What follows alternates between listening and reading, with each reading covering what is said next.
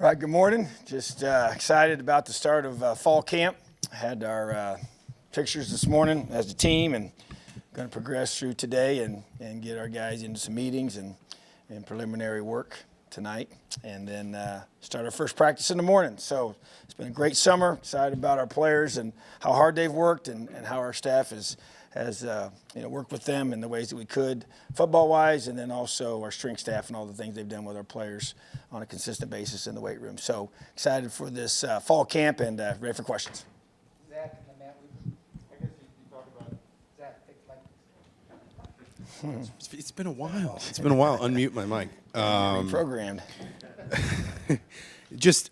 How different are maybe guys' bodies, guys, athletic measurements, just kind of however you want to measure them coming out of, summer weightlifting, summer conditioning, all that, when you don't have nearly as many sort of restrictions on, who can be together in groups and who can kind of work out when and things like that. Just basically how much fitter, I guess, do you feel like your roster is right now? Yeah, it's a completely different feel than it was a year ago, and I'm sure is going to say the same thing. At this time a year ago, our strength staff hadn't even been with our guys hardly at all in person. So very, very challenging set of weeks leading up to fall camp a year ago. Now you have not just the summer, but you had also all of January and February and March and April and going into spring ball. We had 8 weeks prior to spring ball. You have your 3 weeks of spring ball time period there of working out as well, and then the couple weeks right before summer, and then you had the 9 weeks in the summertime. So really love where our team is at physically. I think the guys on the line of scrimmage, that was really hard for them, especially offensive linemen, to be in shape a year ago. So getting their body compositions leaned up was extremely high priority for us, and I think that's been very, very successful this summer. And really that excites me more than anything is just the physical condition of our guys, And so just from the speed perspective and lean muscle mass and explosive power, all those things that we really emphasize as a strength program, I would say as a collective group, it's at a very high level for our team, and which is much needed. And we got a lot of players that played last year that were coming back this year, and we just want them to continue to grow and develop physically, and I think that's what's happened with our strength staff. So very, very encouraged by it, and I know our staff we had a meeting with them a couple days ago, talked about all of our players and went through their numbers and just the thoughts from our strength staff who spent every day with them in the last 2 months. So excited about where we are. Matt and Tom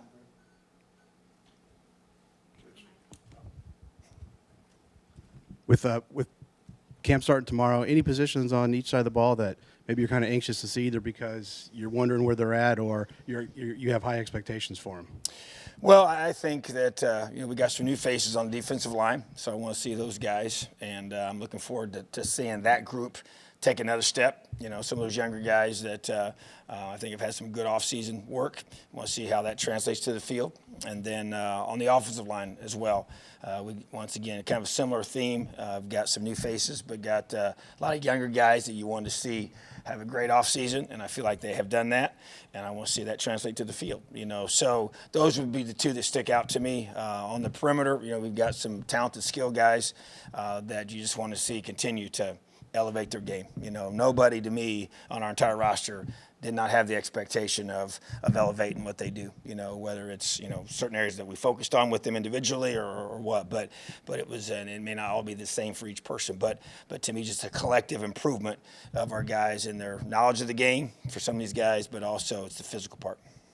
Tom and then Jim. Tom, from November through spring and summer and such, the questions we have to ask you about Michael every time has always sort of been, come the 1st of August, you'll make the determination as to how much he can do and where he's at, and hopefully he would be close to 100% if not there. So here today on August 5th, can you kind of tell us where you stand with him and what you want to try to accomplish with him in the next 4 weeks? Yeah, I think, yes, I've been asked that many times for sure, and I understand why. But I feel like that as you go through this process, we have other guys that are coming back from season-ending injuries. You're just constantly, progressing them through their rehab, and it's about strengthening the muscles in that area. It's about the change of direction ability to, anytime it's a lower leg injury or lower body injury, you're always talking about, can they accelerate? Can they slow down? Can they move the way they need to move? And so those are all cyclical. You go through and you have a progression that you're looking for. So we feel really good about where he is. Does he need to continue? Yes, that's part of it. It's a process, to be able to go through and say, okay, this is the goal date, September 4th, is to get him to be 100% for that date. And so as you move through fall camp, we got a good plan for that. So you go through, and obviously he'll be fully practicing, doing everything with us. Nobody's going to be hitting him, just as the case with all of our quarterbacks. We'll be in blue jerseys like they always are. But probably just maybe a heightened sense of just making sure everybody stays. Because, you just get guys that trip or fall or whatever in different drills. And so you want to eliminate all that threat.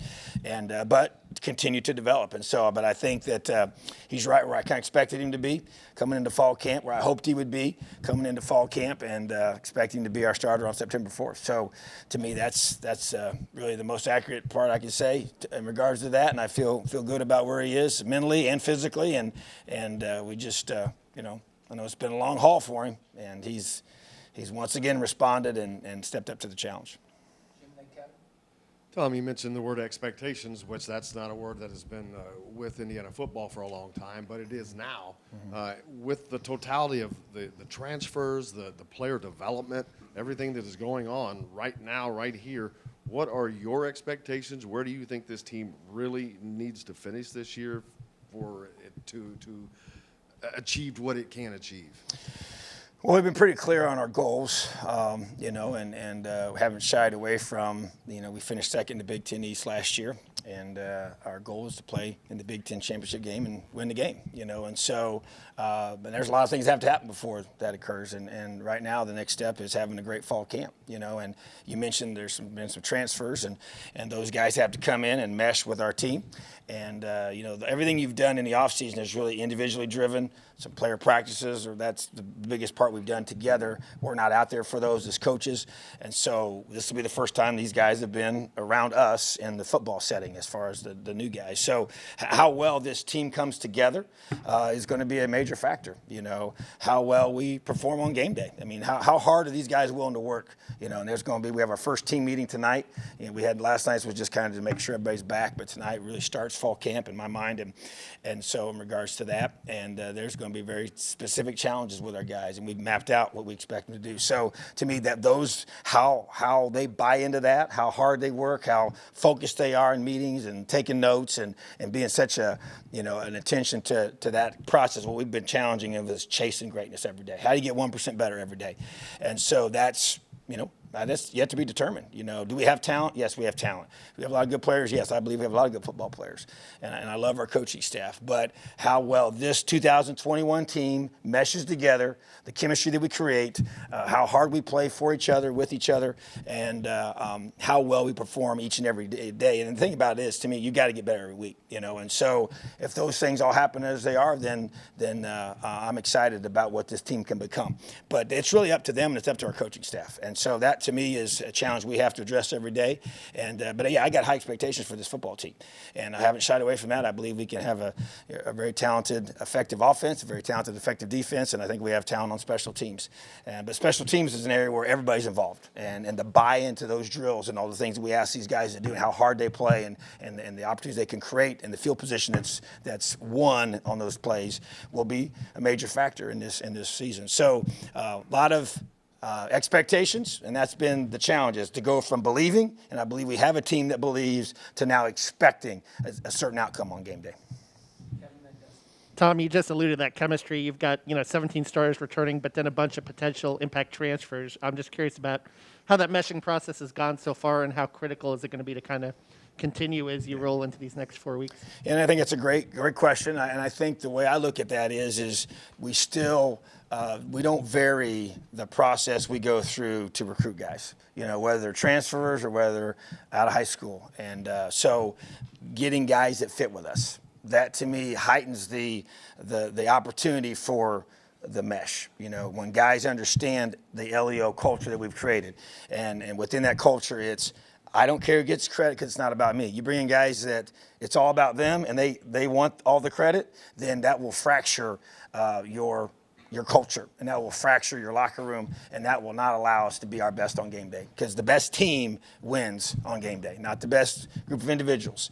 And so that to me is the key point, and that's where, and that really is yet to be determined, because it is a new group, and every year you have that. Your previous year, no matter what happens, good or bad, that group will not be the same. There are going to be new guys, and there'll be new coaches usually, and at certain spots. And so bottom line is that's the key. Last year's group had a great chemistry. They played well together, and they found a way to make critical plays at critical times, and that's what the great teams do. And so we got to continue to elevate that and keep chasing greatness. So to me, that's the focus, is how can these guys buy into the culture and want to make this about each other and not about themselves. And Tom, a quick follow, just the status of Jalen Williams going into fall camp.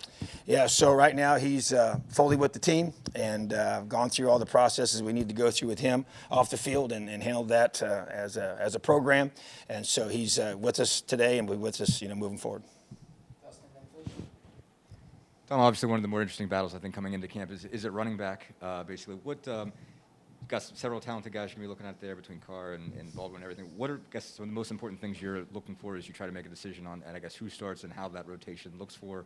Just what's important to you for what you want to see out of that position in camp, and as you determine who does what? Yeah, it's a critical position for us. Obviously you have some talented guys there. We've had the guys coming back that you mentioned. We got, with Sampson and David and Mr. Baldwin. So I just think that, Tim showed in the Maryland game what he can do at this level, and Sampson's shown in the past what he can do, and David has as well. But then you bring in a guy like, Steven, who hasn't been here, and so once again, it's all got to be earned. So as we even gave a quick little challenge last night about, their resume, that we evaluate, and the way they present themselves every day in the weight room, and how those coaches feel about them. That's part of it. That's part of the evaluation process. That's kind of phase one of the fall camp piece. And then now you get into fall camp, say how they handle the day-to-day, and when we start practicing, and then all the things that it makes to become a complete back. Picking up pressures, and being good in pass pro, and being a complete guy. And can you catch out of the backfield? Can you obviously, make a guy miss, when you got the ball in your hand, and read,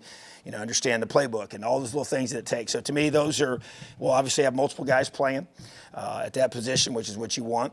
And you need a lot of depth at that spot for sure, and we feel good about that depth there. But how the order's going to be, that's up to them, And that's what I tell our players. It's their job to convince their position coach that they deserve to play. That's on them. That's their responsibility.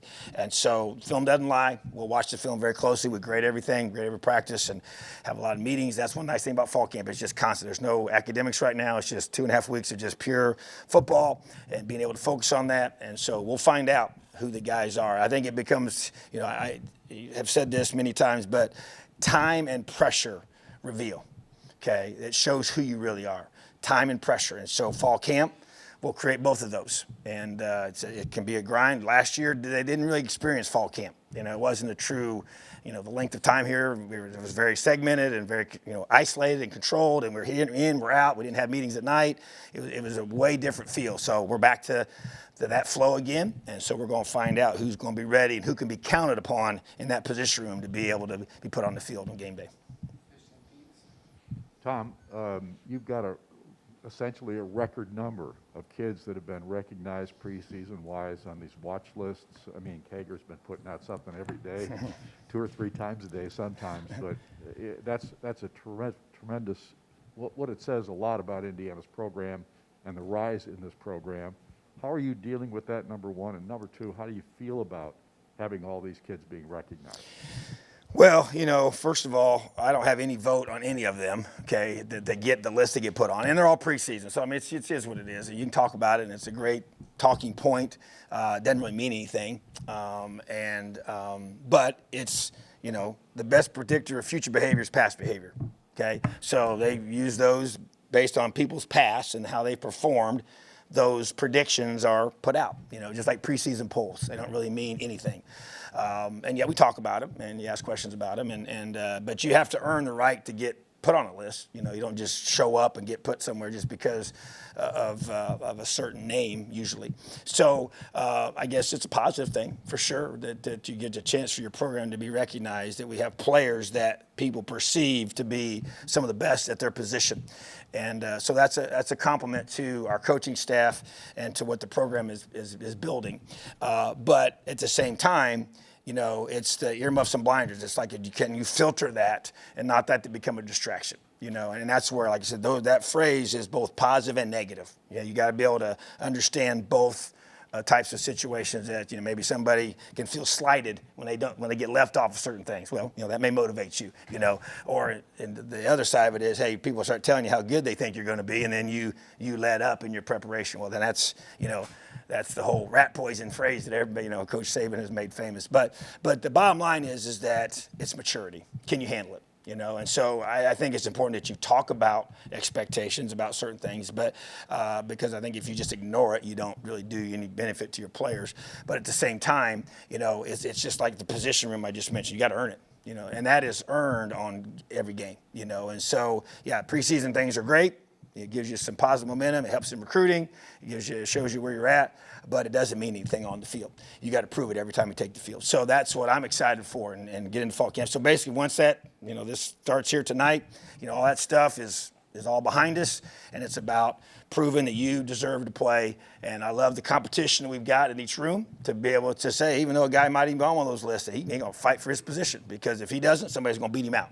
And that, to me, is the way it ought to be. And I think that's the iron sharpening iron concept that we preach so much here in this program. And I know that's what helps you get better, you know. And so we're all motivated by wanting to be the very, very best. And so, but I just like the way a lot of those guys that have been listed, I like the way they've been working this summer.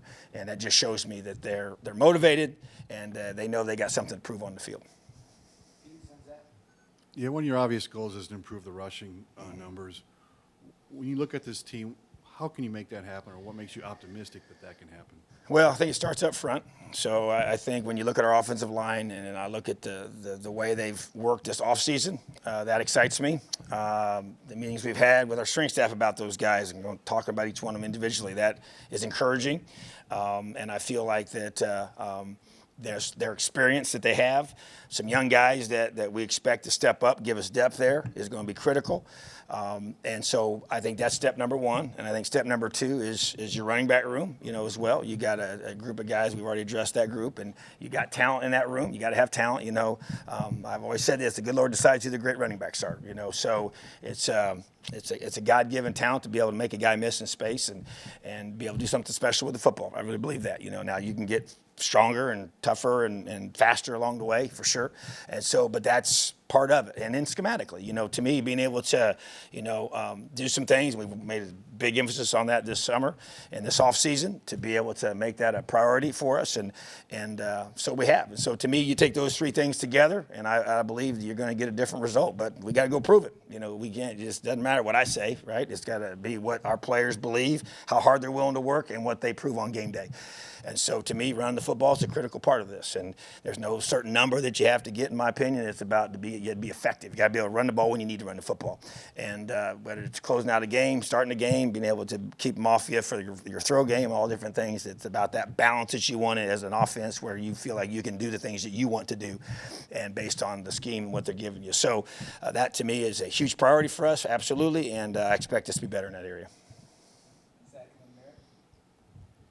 Kind of a double-barreled question. This is the second off-season where you've lost a coordinator to a head coaching job, in the lack of maybe a more artful way of asking it.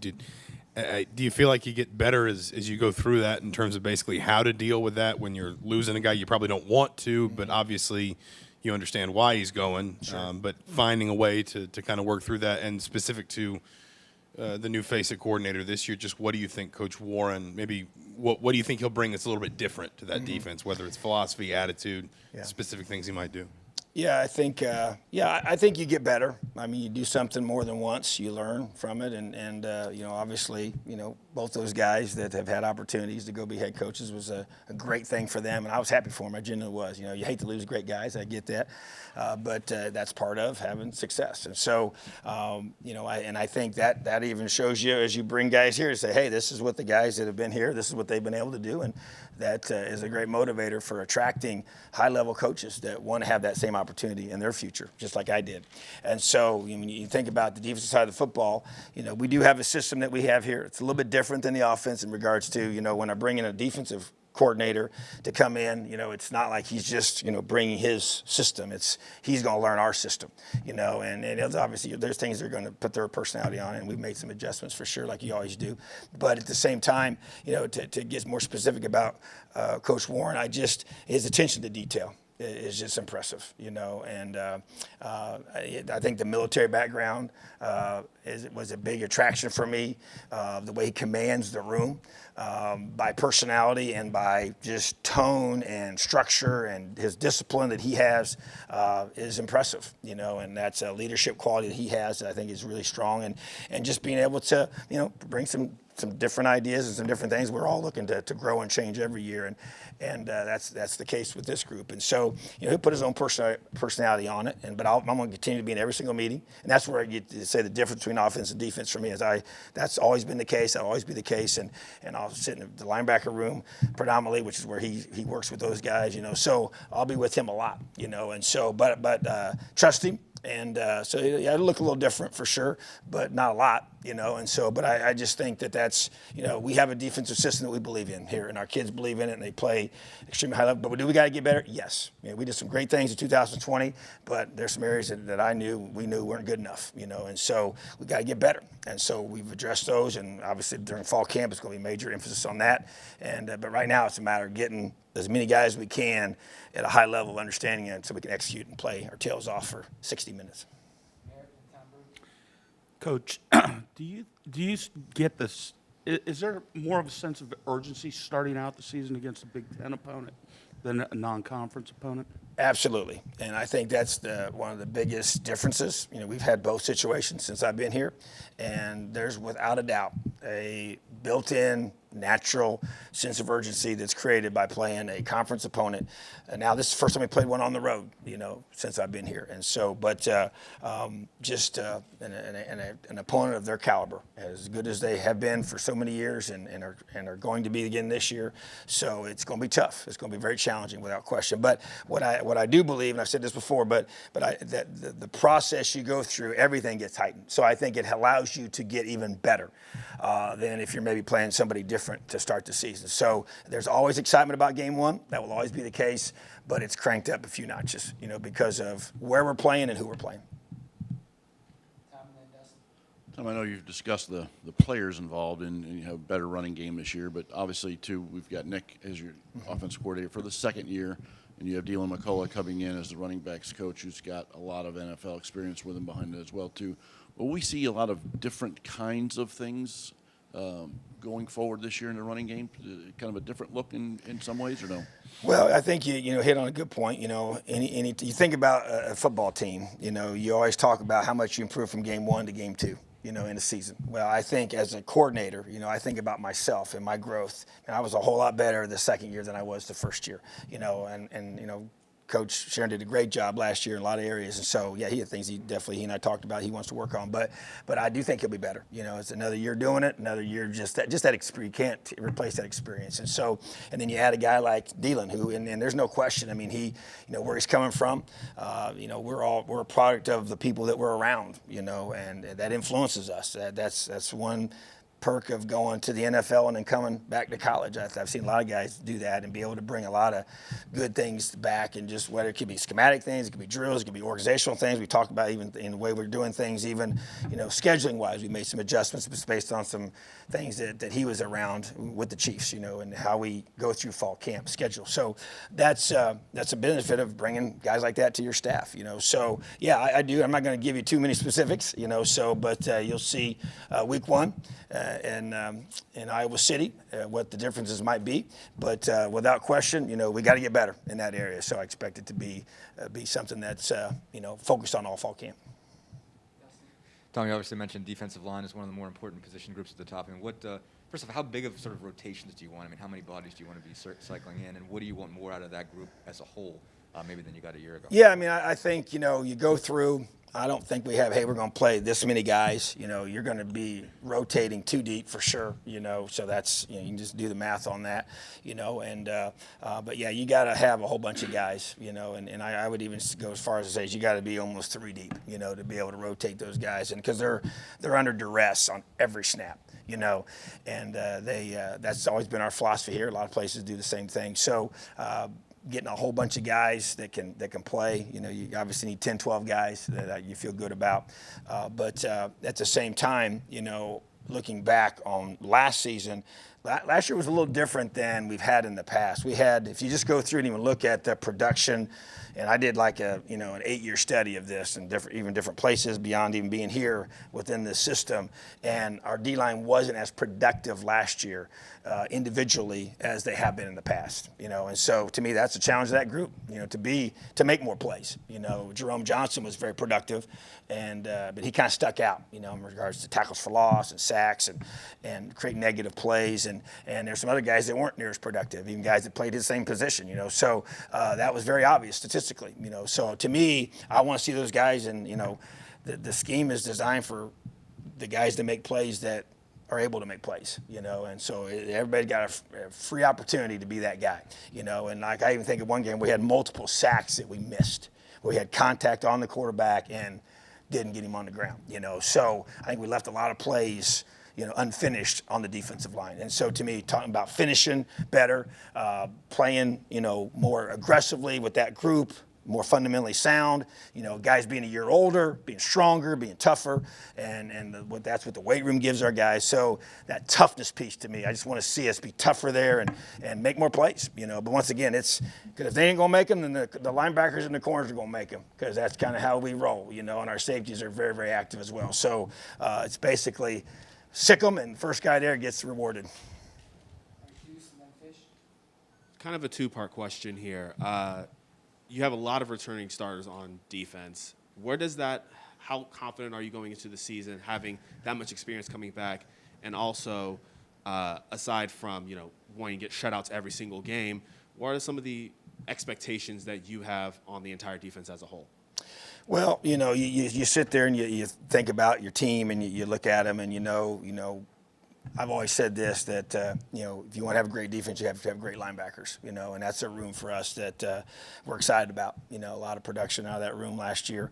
A lot of those guys, well, they're all back, every one of them, and then getting Thomas back from injury. So just to me, it's the whole defensive side of the football is a group I have a high expectation for. I want us to be a top 10 defense. We've talked about being a top 25 defense, and we were last year. We were number one in a few categories nationally, but I want us to be a top 10 defense. And so to me, it's just continuing to rise the bar. We've talked about, first years here being a top 25 defense, and what that means statistically, and then to be able to keep elevating level play. To me, you don't ever stay where you are. If you don't have that edge about you, if you don't have that sense of urgency in your preparation, we're playing against such great competition every week that you'll take a step back if you don't. And so we have to have that within us. And like I said, last year doesn't mean anything to this year other than the experience. So that does add value. And you mentioned the number of guys we got coming back. That's a big deal. That's why, when people go through and evaluate a team, and the number of guys you have coming back does make a difference, because that experience does matter. And we do have a lot of guys experienced in all 3 levels, of our defense. So, I have high expectations for these guys and for this unit, and I want us to be, the best, if not one of the best defenses in the Big Ten. And that, to me, is clearly the standard that we've set for our guys. And, you want to go win the Big Ten, you better have the best defense in the Big Ten. So that's the goal.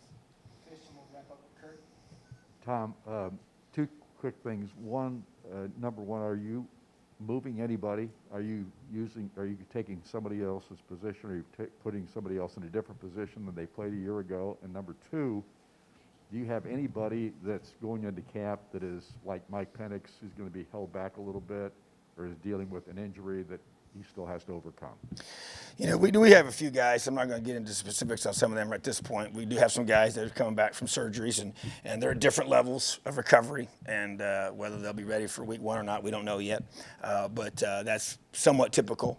But obviously, he's the one that everybody talks about. You know, even a guy like Marcelino Ball, you know, just going through his progression and feel good about where he's at and that he'll be able to be ready for September 4th. But and some other guys too that have had some of that situation. But I think the biggest thing for us, you know, is making sure that we get all of our guys ready, you know, and like so wherever they're at, and I do know that that's you know, could vary based on their past circumstances. Now, your first part of your question about position changes. None really comes to mind. You know, I know we kind of sometimes we do those and don't think about it if we've done it earlier. And we really like, you know, last year we made some change where, you know, Raheem Lane went from corner to safety, which he's now pretty much everybody knows he's there.